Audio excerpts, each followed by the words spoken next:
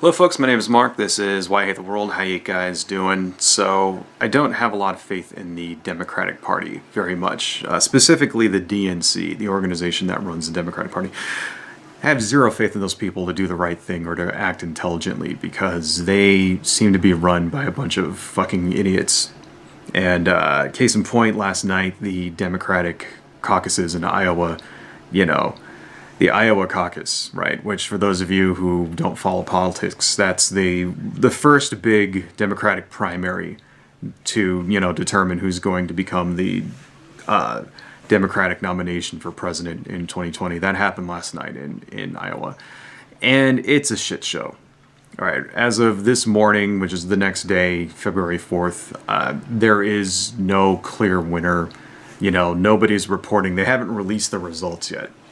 Right, and supposedly the reason why is because there's inconsistencies in the results, and what happened was that apparently they created a phone app so that the delegates could report the take for that night through their phone app, and the phone app either got hacked or it was a piece of garbage or some shit happened to fuck all that up, and now they're saying that the results are not, they've been delayed a lot. We haven't really gotten an answer. Are the results like tainted? Are they wrong?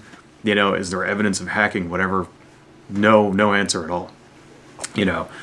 And if I were conspiracy minded, then I would say this looks a little bit too convenient for the fact that the progressive candidates like Elizabeth Warren and specifically Bernie Sanders were projected to do very well last night.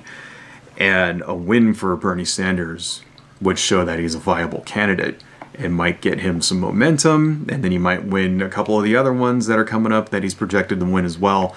And if I were a conspiracy theorist, then I would say that somebody fucked it up, right? Because they don't want Bernie Sanders to win. Keep in mind, it's also equally likely that an outside force, such as, the Republicans or the Russians or whoever, may have even hacked this app or something to monkey with it in order to create divisions within the Democratic electorate. That's also equally likely because that's actually what happened in 2016. The Democratic electorate was divided because people perceived that Bernie Sanders got robbed of the nomination. All that shit with the super delegates and stuff. And people saw that shit and they were pissed and they said, Hillary stole the fucking nomination from Bernie and I'm not voting for her. And lo and behold, Donald Trump becomes president. All right.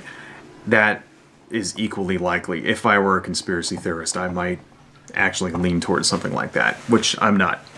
Right.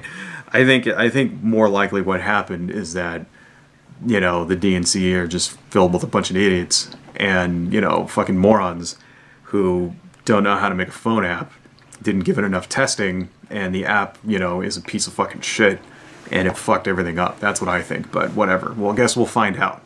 So that is the danger here, right? That's what I'm afraid is what's going to happen again. That events like these could be perceived as biases, from the Democratic establishment against progressive candidates, in particular Bernie Sanders, right? I can already see the conspiracy theories forming online here. People saying that they're trying to steal it from him again, right? And, I'm just going to go out on record and I'm going to say right now that I am going to vote blue no matter who. That's what I'm going to do. I'm going to vote whatever they put up in front to fight Donald Trump, to run against Donald Trump, I'll vote for it.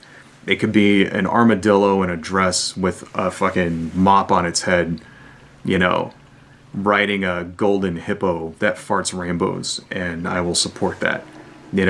Dress wearing mop, armadillo, hippo, rainbow farter for president. I'm all over that. All right. Because, when it comes down to it, it's like, well, what do you care about? Okay. Do you care about the country, or do you care more about having, someone who you believe is ideologically pure in charge? Right. You should vote your conscience, right? But you should also vote for, what's good for the country, right? When you're given two choices, one's a shitty choice and one's an even shittier choice, you should take the choice that's less shitty. That's the moral thing to do. All right, because it's not just the things that the Republicans do to the country. It's not just shit you see on the news. This all affects real people, right? And you got to think of like, well, what do you actually care about? Do you care about, for example, civil rights? Well, what was the first thing that Donald Trump did when he was president? Was an executive order banning Muslims from 7 different countries on the pretext of them being terrorists, when in real life it had to do with their religion. Right there, first fucking thing, in defiance of the Constitution. Right, Congress shall make no law establishing religion. Well, there you go, right there. What about transgender rights? It was very highly publicized, Trump's transgender ban. But, you got to know that that ban wasn't just for the military. Those aren't the only rights that transgender people lost because of Donald Trump, They also withdrew federal protections for transgender students. That's gone. Bathroom protections, things like that, anti-discrimination things in schools, gone. There was another thing when Jeff Sessions was the Attorney General. He basically put out a memo saying that, civil rights law doesn't apply to transgender people anymore for, like, say things like employment discrimination, stuff like that. These are things that, affect real people out there, right? That the president can do himself without having to pass any laws. Go on Wikipedia, look up all of the executive orders by Donald Trump. There's some pretty bad shit in there, right? Another one has to do with, it was actually, I got it right here. It was the Reducing Regulation and Controlling Regulatory Costs, number 13771, right, that he did during his first month as president. And what that does is that it directs everyone in the executive, in the federal government, that for whatever regulation they want to put in place, they have to remove 2 additional ones, and the cost has to remain the same. Well, think about that. Like what regulation are you going to remove? Let's say you're working for the FDA, and you need a new regulation to for beef inspection, right? Let's say that there's a new strain of some virus or bacteria that's getting inside of beef, and you need a new kind of regulation in order to stop that. Well, according to this, you have to remove 2 additional ones. Well, what are you going to remove? Which ones do you remove that makes it, and then that counterbalance this one? You see what I'm saying? Like, any choice that gets made there can affect millions of people, right? And it's ridiculous. It's absolutely ridiculous. And this is the kind of damage that Donald Trump's doing. Because you don't hear about this kind of thing, because we're too busy, like, reading about his latest fucking tweet storm, about, or how he was, like, feuding with some fucking celebrity this week, how he's calling Rosie O'Donnell names or something like that. Or, like, how he's golfing again for the 5,000th time or whatever. We're too busy reading about his fucking stupid-ass reality show shenanigans on the news every day to see, like, the kind of damage that he's actually doing, But people see shit like this, and they go, okay, well, those get stopped in the courts, right? Well, that's where he's doing a lot of damage as well. Right now, Donald Trump has appointed 205 federal judges, okay? Think about that. Those are people that are going to be in place for a generation. A judge is usually a lifetime appointment, right? 205 of them, How come there's so many open is because during the entire Obama era, Mitch McConnell wouldn't, he wouldn't appoint any judges at all. So he just basically, somebody would retire or they'd die or something, and he would hold up their nominations. So Obama would try to appoint them, but they have to be approved by Congress, and he wouldn't let any of them through. A good example of that was Merrick Garland. I'm pretty sure you all remember that. That was the Obama's Supreme Court pick that fucking McConnell held up for like a year. But it's not just the Supreme Court. It's like federal judges at all different levels, of the court system, right? Well, those guys make decisions every day, every single day out there. There's lawsuits, right? And judgments going on constantly that affects the law and, have wide-reaching effects on everybody in the country. You know, everything from civil rights to, you know, pollution regulation. Yeah, and you never hear about that kind of shit. Okay, you don't hear about it because there's too many of them, and so only once in a while you'll get some judgment that pops up here or there when something ridiculous happens. Okay, so yeah, for the next 20, 30, 40 years, we're going to have all of these conservative-ass federal judges in there making decisions about women's rights, about, you know, the environment, about workers' rights, okay? And that's all, you know, another branch of the government basically stolen by the fucking Republicans, okay? That's why it's important.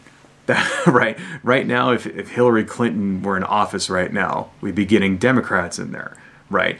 People with maybe a little more slightly sane worldviews, you know, who maybe agree with us a little bit more when it comes to these issues, making decisions that affect our lives. I'd rather have them than the Republicans. I'd rather have people that, even if I don't get 100% of what I want, if I just get 50%, you know, I'd rather have that than the guy that gives me nothing. Okay, that's how you got to think about it. Now, of course, you should vote your conscience. You know, I'm not telling you not to do that, okay? And you should vote for people that you believe in, right? But what I am saying is that you should also, you know, think really hard about who's best for the country and vote accordingly. This is the time right now, the primaries. This is the time where you know, get behind the person that you want and vote for him, and push for him, and volunteer, and, you know, work and all that stuff. But if that guy doesn't make it, then please consider voting, you know, for the good of the country. All right, you know, voting for, even if it's the candidate that you don't really like and you think is bad, you know, they're going to be better than who we have. They'll be better than Donald Trump. They'll be better than the Republicans. That's who we need, you know, to defeat. Okay, you know, this is, you know, that's the problem, is that people, they get involved in politics at the end. You know, they think voting is, that's it. That's all you got to do is go vote when November, you know, comes around. No, man, if you really want to influence, you know, what happens, you got to be involved a little earlier. You know, get involved in state politics, all right? Volunteer for somebody. Make petitions, okay? You know, how do you think laws get drafted and passed in the first place, all right? You know, there's like, I mean, use your state ballot initiatives and stuff to pass stuff in your states, okay? That's what we got in California. I don't know about the rest of the country, but in California, we have the state ballot things. You know, you can work for those things. You can even suggest laws yourself. You know, you can lobby your congressman. And, you know, the response that you get is that, yeah, well, the corporations have all the money, et cetera, et cetera. Yeah, it's true. You know, I'm going to say that, right? It's not fair, okay? We don't live in a fair world right now, you know. But the way you defeat all that money is through people, you know. You don't have $1 million, so go get 1 million people. That's how you do it, right? One clipboard at a time, right? You organize people, you get out, you get signatures, you know. I mean, that says just as much to your congressman as a check for $100,000 does. You know, hey, here's a you know, petition with 100,000 signatories on it that says we want you to support this, right? Because that says to your politician, like, hey, if you don't support this, we're going to vote against you. That's what that says, all right? And that matters just as much. So, you know, this is the time right now, the primary season. This is the time when you should be the most active, right? But please, and just please consider it. And, you know, I'm talking to the progressives out there, the Bernie supporters, right? The people that are a little more ideologically pure, you know, and refuse to hold their nose and vote for the lesser of two evils. Please, please do it this time, okay? You know, I don't think I need to, like, stress anymore what would happen if we had another 4 years of Donald Trump out there. Anyway, that's all I got, folks. Adios.